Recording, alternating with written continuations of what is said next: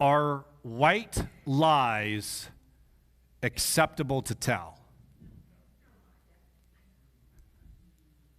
Oh, I heard a bunch of people say yes, and then some were like, I say no, and then some were like, maybe it depends. I've had to struggle with this because we're going to encounter something that Paul does, and it's not even a white lie. It's more of a small compromise. Is it okay to sometimes do a small compromise for a greater good? It's interesting because last week, I remember we had a guest preacher, and one of the things the guest preacher said was, the ends don't justify the means. That if you have this end, then it's okay to do whatever it takes, like maybe compromising a little bit, maybe telling a small white lie for a greater good. Now again, sometimes the good is not so great. It's for our own selfish purpose. So imagine you are on vacation. You're at a resort, and you're down in the hot tub. And there's a sign that clearly states on the hot tub, you must be 16 years old to be inside the hot tub. And imagine that you have, maybe your youngest kid happens to look like a 23-year-old man because he's 6'5" and big. It's a hypothetical, purely hypothetical.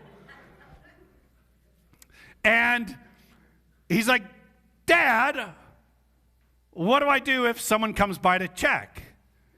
And the dad says, son, if they ask you your birthday, say this date. What do you think of that, gentlemen? I'm going to tell you, I wrestled with that. That was a tough one. Or you're at Disneyland. Hypothetically speaking, and imagine that your kids are not Mongo gigantors like the Manning family. Imagine that your kids are maybe more normal sized. And you're coming up to Space Mountain and it says you must be this high to ride.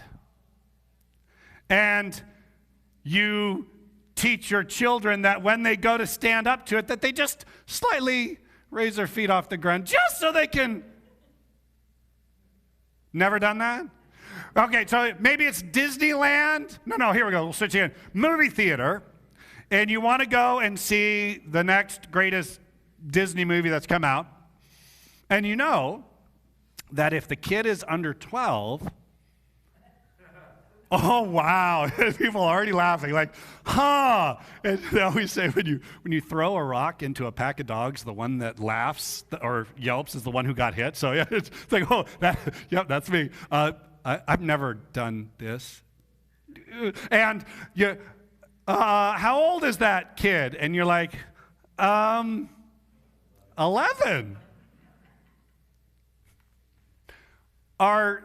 Are small compromises acceptable? Now, I'm going to be honest.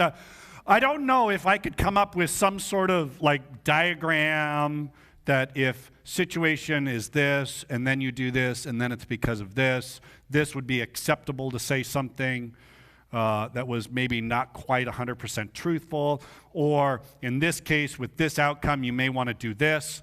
But I think that there is a case to be made that one of Paul's greatest strengths is his ability to remain consistent in his morality for specific reasons.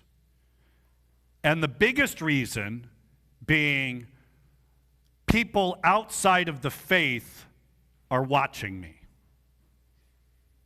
So that might be something that becomes maybe one of the things we throw our situation through in a filter to say, if this is happening, maybe I should consider not compromising because people are watching.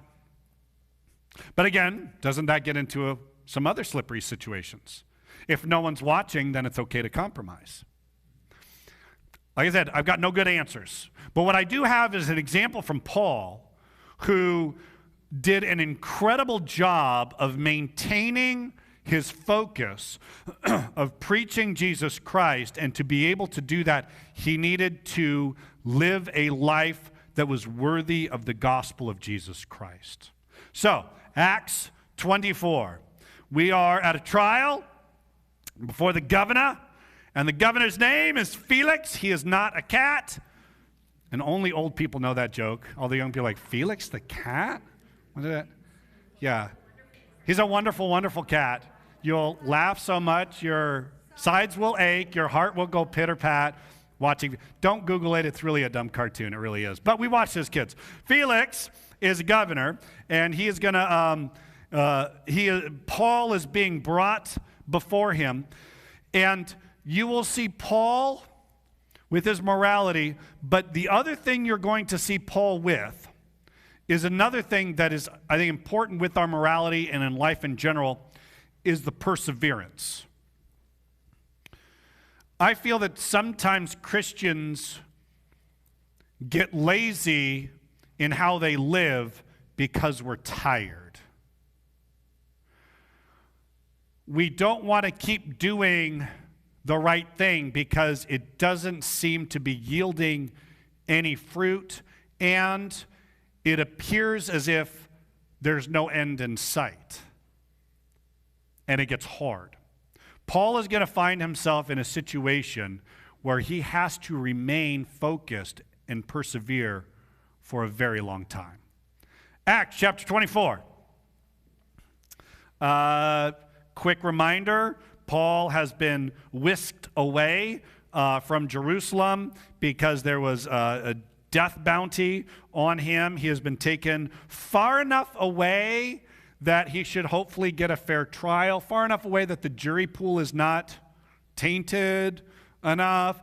And so that's where he's going to stand trial. And because he's appealed to Rome, he gets to have a Roman trial. So a Roman trial will not focus on the intricacies of the Jewish law. So that's going to bode well for Paul, because Paul's thing is that it has been accused to him that he brought Gentiles into the temple. And now you and I hear that and we're like, so yeah, we're like, who cares?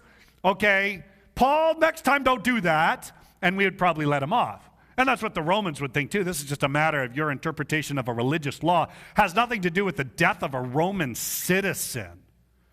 But they're going to try to make the case, and it's a strong case. The prosecution has their act together. They're going to come and level charges that really do make it sound like maybe Paul should be put to death because of some of the things, not that maybe he did, but maybe what could happen later on. 5 days later, the high priest Ananias went down to Caesarea with some of the elders and a lawyer named Tertullus, and they brought their charges against Paul before the governor. So Ananias, the high priest, is actually taking it on himself. He's like, this is important. Paul needs to die. He needs to die quickly. I will do whatever it takes to kill this guy. So he hires a lawyer to speak, because Ananias, being the high priest, is no longer ruling the courtroom. He's just another person within the courtroom. They brought a Roman lawyer, Tertullus, who knows Roman law, knows how to speak to the judge properly. And let's see what he says. And they brought their charges against Paul before the governor. Verse 2, when Paul was called in, Tertullus presented his case before Felix. Now, tell me what you think of this case. We have enjoyed a long period of peace under you, and your foresight has brought about reforms in this nation, everywhere and in every way. Most excellent Felix. We acknowledge this with profound gratitude. Is anyone gagging yet? What do we call this? Sucking up, flattery, whatever. But they had a rule back in those days. you convince the judge, you win the case. You flatter the judge enough, he'll side with you every single time. Tertullus knows this. But he's also very shrewd with the first thing that he is already laying out, which is the idea of peace. And he says, but in order not to weary you further, I would request that you would be kind enough to hear us briefly. Oh, don't you love it when they say things like that? Briefly, this trial is not going to last for 27 days. It's going to wrap up quickly. Tertullus goes on, he says, we have found this man to be a troublemaker, stirring up riots among the Jews all over the world. He is a ringleader of the Nazarene sect and even tried to desecrate the temple. So we seized him. By examining him yourself, you will be able to learn the truth about all these charges we are bringing against him. And of course, at that point, everyone that's on the plaintiff's side starts cheering, and they're like, yes! The Jews join in on the accusation, asserting that these things were true. It's not like a normal courtroom where only the lawyer talks. I mean, they're just standing up. They're like, that's right! That's all there. Yes, I agree! And it's kind of getting a little bit chaotic because these are some pretty good charges. Now again, the first part of that speech sounded a lot like being sucking up to someone, but it actually wasn't. It was actually laying out an assertion that up until now, there's been a lot of peace, and that's not entirely accurate. The most unruly group of people back in those days were the Jewish people. They would have riots all the time because they always had disputes over their laws and people breaking them. And they themselves hated the fact that they were under a Roman occupation. The Jews themselves couldn't follow a lot of their own laws because the Romans were in charge and they couldn't do stuff. So they were always revolting against Rome, trying to get them kicked out. This is the reason why when Jesus was before them, they started stirring up and they even said, hey, Pilate, if you let this guy go, you are no friend of Rome's. You are no friend of Caesar's. And that was a veiled threat saying, we will riot. We will protest. Things are going to be turned upside down, and the last thing you want is to go back and have a riot on your hand because you're going to be killed. The Jews were constantly stirring up problems. So anytime there was this issue that would come up, the Romans were quick to try to smash it down as quickly as possible, especially someone like Felix. Felix, as a governor, he was one who was not friendly 100% to the Jewish people, but he grew up more as a Roman slave and then ascended to the throne, and he's trying to make a name for himself. So he himself is not excited when Jewish people revolt. So this guy, Tertullus, knows his stuff. He's essentially saying, Felix, might be a riot on your hands. And it's been peaceful, hasn't it? Because it's peaceful. And this guy right here, if you take him out, all riots stop. That's it. It'll be the end of it. It'll be peaceful. It'll be wonderful. And he's the ring. And I'm sure Paul is sitting there like, I'm the ringleader of the sect? That's interesting. I didn't know I was actually in charge. He's not officially one of the original disciples. That crew is still in Jerusalem. And he would probably say, no, I'm the lowest of the low. But they're like, yeah, just take that guy out and we're done. Yeah. It's a very savvy charges being laid. And they're saying, do this, you have peace, everything is fine. Oh, I'm sorry. And then also the fact that he was a ringleader of this Nazarene sect. That was very important. It was very well-chosen language. In those days, you had what was called the Pax Romana, which was the peace of Rome, which is everything stayed peaceful. And one of the ways that they found some peace finally was they looked at the Jewish people and said, Jewish people, we are going to officially say your religion is good. You are legal, you are lawful, you can practice your religion, you have all the religious freedoms. But they said to a lot of the other religions, your religions are all wrong, they are bad, you practice them, we kill you in order to keep the peace. Isn't that a great idea? Kill people to keep the peace. So what Paul would say, what the disciples would they say that they were Jews? Yeah, they would say we're Jews. This is not a new thing called Christianity that is devoid of any connection. It's actually being true Jew. This would actually be the fulfillment of the Old Testament.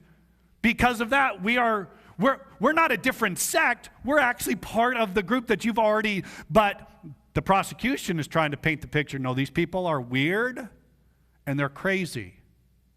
I wouldn't be surprised if at other places because they've done this too, where they said, this sect is weird. Do you know that they're cannibals? The person that they revere, Jesus, they claim that they eat his body and drink his blood. Kind of creepy, huh? That's kind of gross. And they're obviously stupid because he died, and they claim he's alive. But come on, let's face it, last time someone dies, they usually stay dead. They don't actually become resurrected. So they had all this ammunition to try to paint these Christians in this horrible light. Well done, Tertullus. I give you an A in law school. Mariska Hargitay could not do a better job. Wait, she's not a lawyer, though. She's an investigator. Never mind. Yeah. I love Law and Order. I'm a sucker for it. Verse 10. When the governor motioned for him to speak, Paul replied. And so what is Paul doing? He shall speak on behalf of himself. Do you want to know how to say I speak on behalf of myself in Greek? Jacob, do you know how to say I speak on behalf of myself in Greek? You have no idea? Heather does. How do you say it? Here, I'll say it for you. Lego my ego.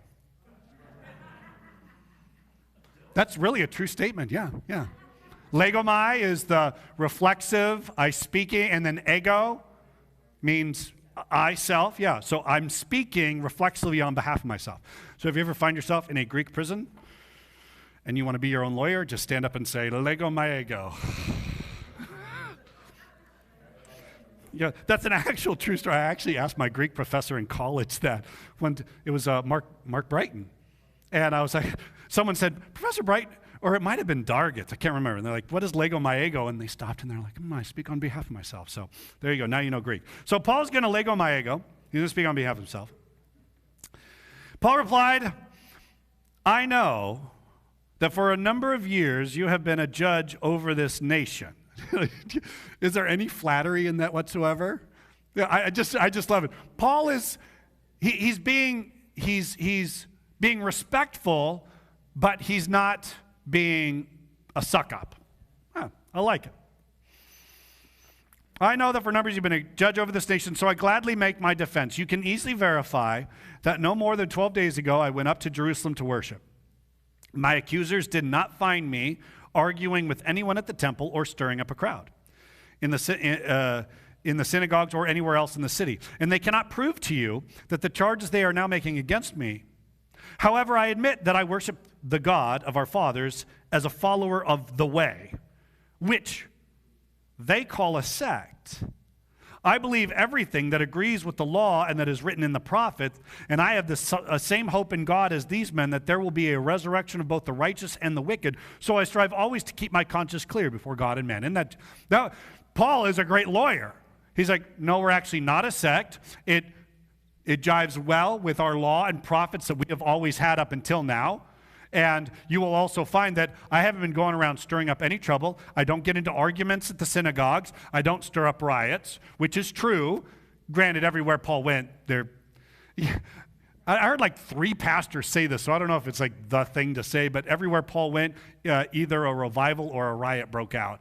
And I think that that's true. Paul and the things, he would never purposely try to start the riot, but it always seemed to happen. And so he's like, I didn't really actually start these riots. And also they're saying that I desecrated the temple, but you can't prove it because it didn't happen. Pretty interesting. Can't prove it. Verse 17. He goes on, after an absence of several years, I came to Jerusalem to bring my people gifts for the poor and present offerings. I was ceremonially clean when they found me in the temple courts doing this. There was no crowd with me, nor was I involved in any disturbance, which is funny because I would have also added in there, and I actually went to the temple to present some things and to make special offerings on their request. Do you remember that? A couple of the disciples were really upset that Paul, there was these rumors that he was desecrating the temple, so he said, go make some offerings, you pay for these people. And so here he is again, trying to do the right thing, but getting slammed for it. Yeah, it's never fun, doing the right thing and getting accused of things. But he doesn't add that in there, he probably doesn't think it's necessary. But there are Jews from the province of Asia who ought to be here before you and bring charges if they have anything against me. Or these who are here should state what crime they found in me when I stood before the Sanhedrin. Unless it was this one thing that I shouted as I stood in their presence, and it is concerning the resurrection of the dead that I'm on trial before you today.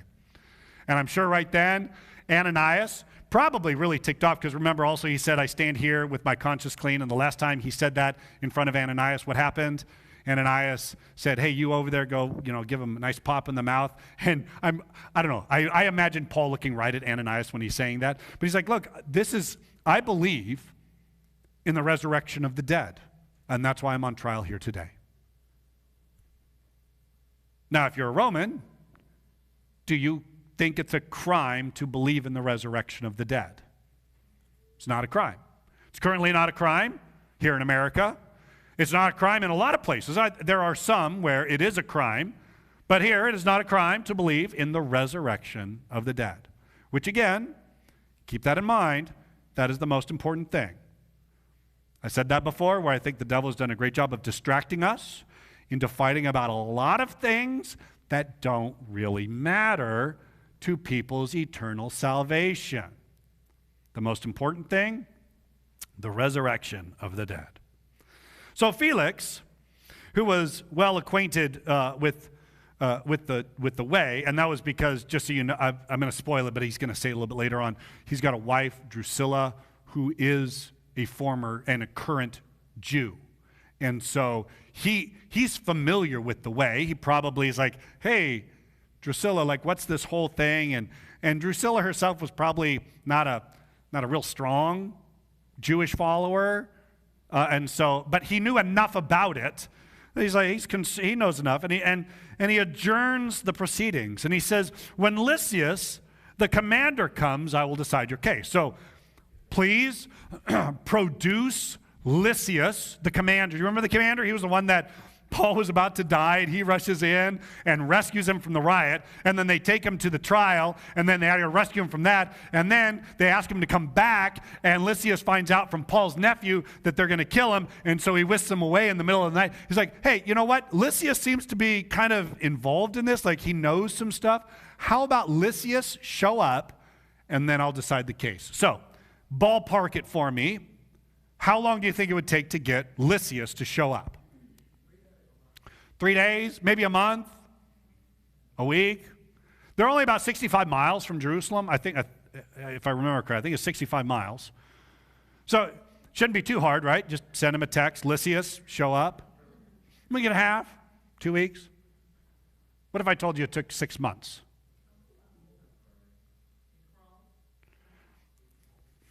What if I told you that it took a year? What if I told you it took 2 years? What if I told you he never showed up? So we don't know this. We're just Paul. We're hanging out. Sounds like a good plan. When Lysias shows up, we'll get the case settled. He's like, Lysias knows what's going on. He was there. He saw everything. So, all right, let's see what happens. So, several days later, I'm sorry. Let me finish verse 23. He ordered the centurion to keep Paul under guard, but to give him some freedom and permit his friends to take care of his needs. So he's under kind of a house arrest type thing. He can have visitors. People could, come and be with him and do stuff. So it's not like he's been thrown into solitary confinement. But he's still under arrest. Several days later, Felix came with his wife Drusilla, who was a Jewess. He sent for Paul and listened to him as he spoke about faith in Jesus Christ. What? So imagine you have the opportunity to speak to the one who holds your fate in his hands, would you talk to him about Jesus Christ? You know what I would talk to him about? Let's talk about the law again. Felix, I'm a Roman citizen. They have no case. They have no witnesses. They have nothing. I think you should let me go. But what does Paul do? He talks about Jesus. He talks about Jesus over and over and over. Now, that's going to be tough because what does he talk to Felix about?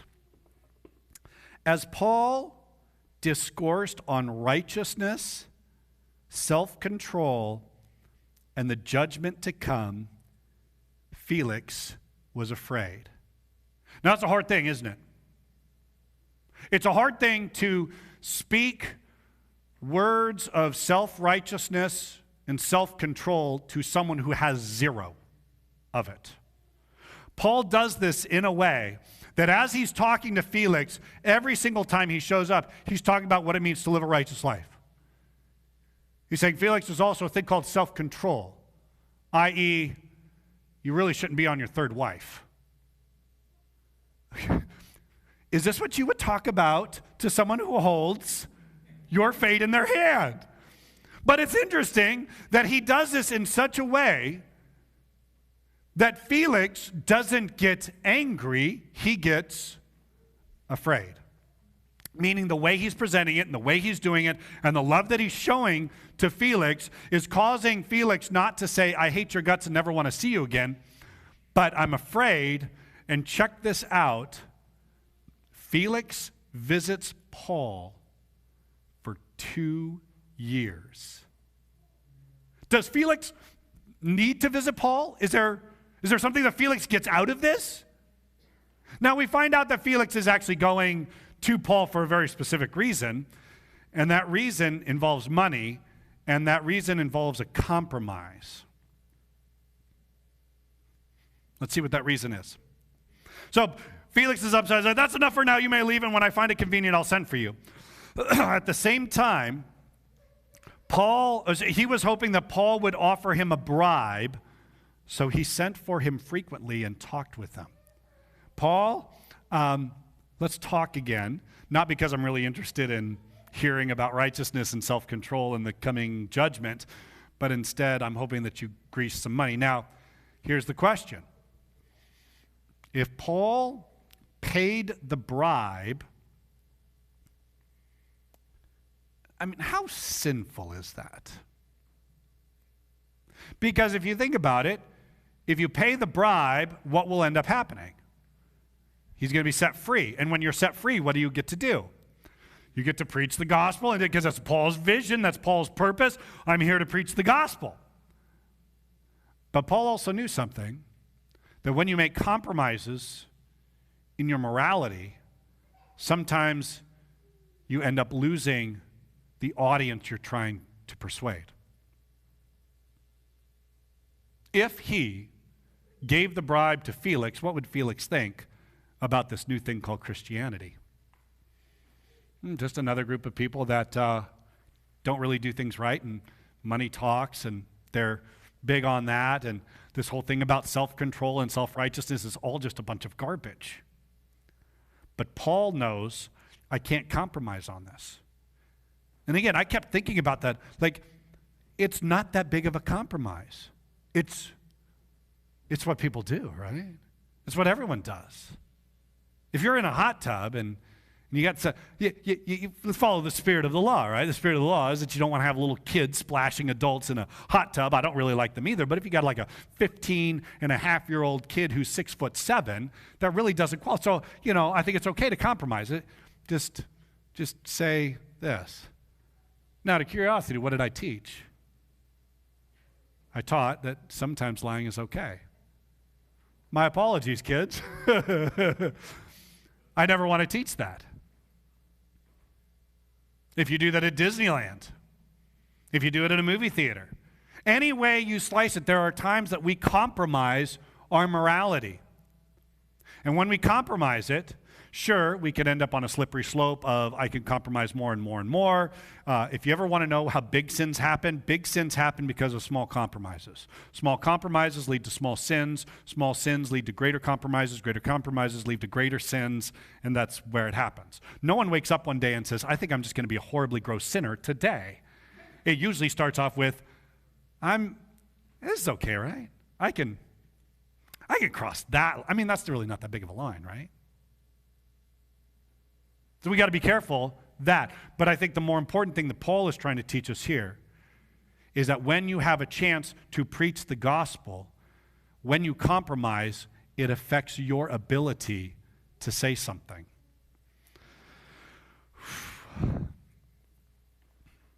A bribe. Just give me a bribe. And you know what Paul said? Apparently, my purpose is not to preach to everyone, but it is to preach to Felix. So what does he do? When 2 years, where the heck is Lysias? Why didn't he show up? Why didn't Felix just finally say, this case is dumb, it's stupid, just let's toss the case? No, Felix kept hoping that maybe Paul will eventually get tired, and maybe finally Paul will give in and give the money. Do not ever tire of doing what is right. It is so easy to make those compromises because we get tired of living righteous lives. Please, I understand that. And no one is more keenly aware of that than me. How easy it is to slip into that. 2 years.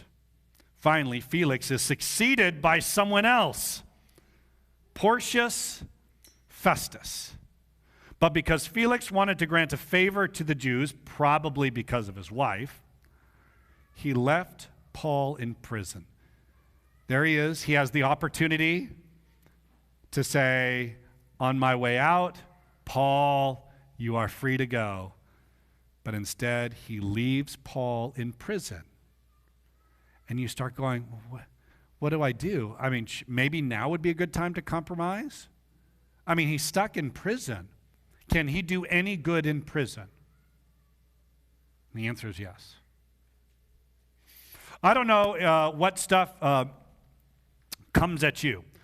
For different age groups, it's different temptations. I don't believe that the devil is going to come at you with something big, like kill that person. Because most of us would be like, no. Rob that bank. No. Go outside and curse Jesus Christ publicly. No, those are pretty easy to like, oh, no, I don't think so. Are any of you ever tempted in that way? I have never been tempted that way. Never. But you know what I have been tempted to do? I've been tempted to hate. Why don't you hate that person? They're evil. They're wrong. They need to learn their lesson. Hate them. A small compromise.